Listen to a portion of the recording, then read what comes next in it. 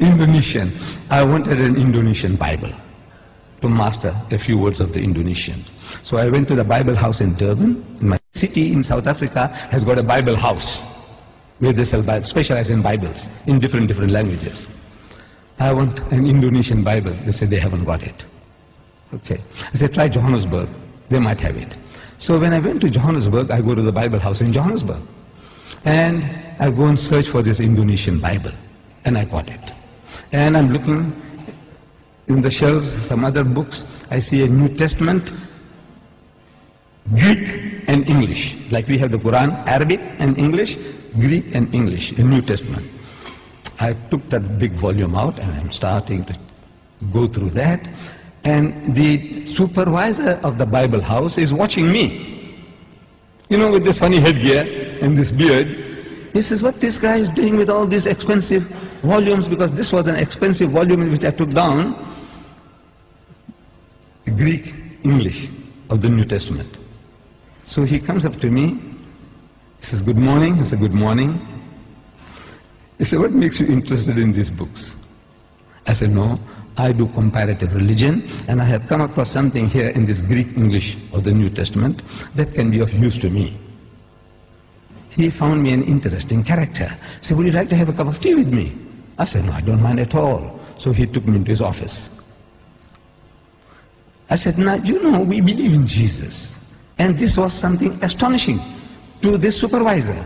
And all the supervisors in South Africa of the Bible houses are retired reverends. This was a Reverend Dunkers. He's amazed.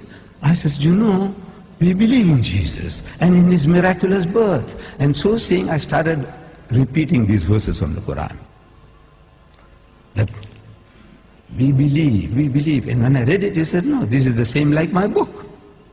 What you are saying now, that when the good news is given to Mary, the mother of Jesus, in the Holy Quran, she says, قَالَتْ رَبِّ أَنَّ يَكُونُ لِي وَلَدٌ وَلَمْ يَمْسَسْنِي بَشَرٌ. She said, oh my Lord, how can I have a child when no man has touched me? Which means physically, sexually. No man has touched me. So the angel says, قَالَ كَذَلِكِ اللَّهُ يَخْلُقُ مَا يَشَاءُ. Even so, Allah creates what He wills. إِذَا قَضَى أَمْرًا فَإِنَّمَا يَقُولُ لَهُ كُن فَيَكُونُ. Whenever He decrees a matter, He merely says to it, be, and He wills it and the thing comes into being. So the Reverend says, man, this is the same as my book. I said, yes, on the face of it, it's the same.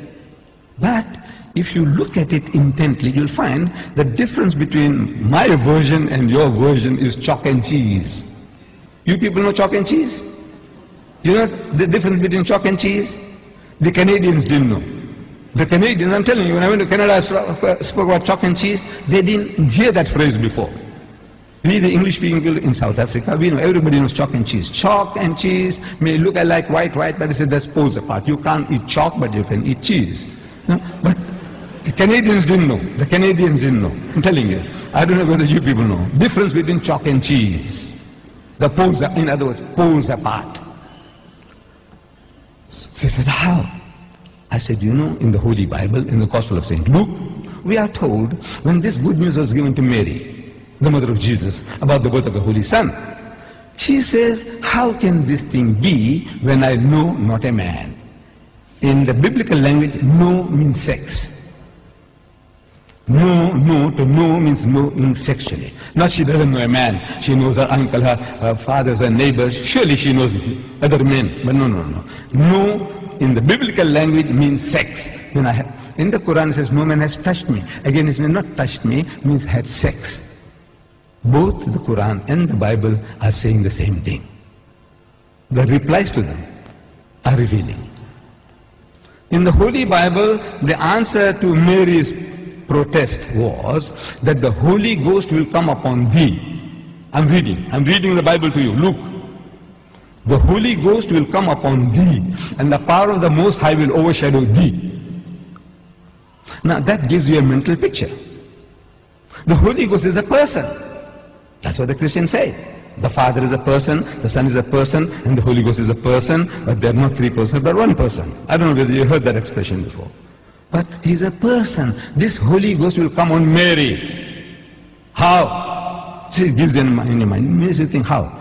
like a man and a woman, like a bull and the cow. How? The Almighty will overshadow her. How? No, it gives you a mental picture.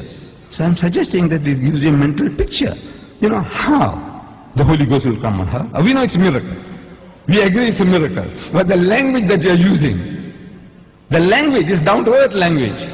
The Quran says, وَإِذَا قَضَى أَمْرًا فَإِنَّمَا يَقُولُ لَهُ كُن فَيَكُونُ. For God to create Jesus without a human father, he says, kun, he says, be, and it is. For him, it's just to will it, and he comes into being.